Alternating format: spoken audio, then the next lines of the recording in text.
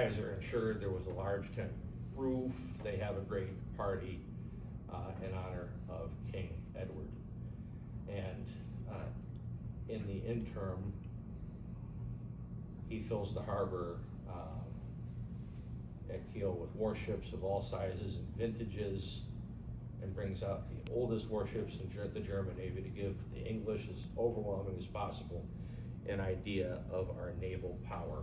And this is not a good idea at the time, because Germany and Britain had already entered the dreadnought race for who could build the most ships and when. This is the British Royal Yacht in happier times in 1935, but it's still the same thing, the Victoria and Albert. In the midst of his contingent of flag-bedecked ships, speaking of the Kaiser, lay the black yacht Victoria and Albert, with the threatening presence on board of a man, King Edward, who was less likely to be taken in than anyone else, and who in his heart was already determined to send all the other German boats in the harbor to Kingdom Come. And he was really being very overdramatic, because in a constitutional monarchy, the monarch doesn't have the authority to send anything to Kingdom Come. And the only thing I could find in the research that pointed to King Edward having a problem with is his nephew. So, Army Navy reforms. Are we on time? 12:40. 40? Okay.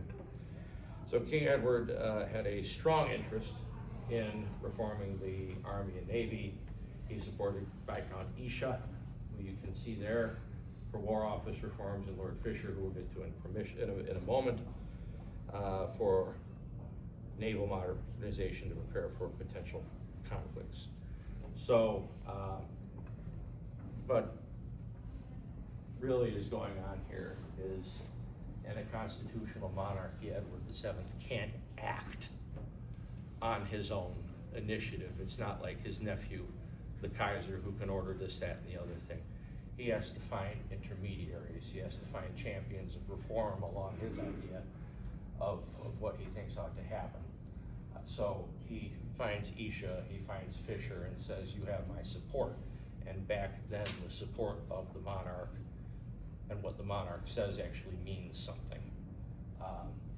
Unlike today, where it's more of a figurehead than it was.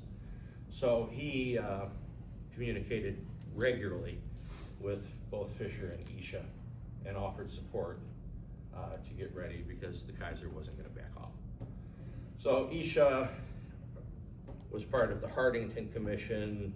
He was part of this commission, that commission, the other thing. He couldn't get his idea of the War Office reforms off the ground until he grew close to King Edward. He participates in the Royal Commission on the Boer War, and again advocates for a War Office reform board, and this time he gets it, because the king sees what he's doing, the king sees what he's done, he's grown close, and they adopt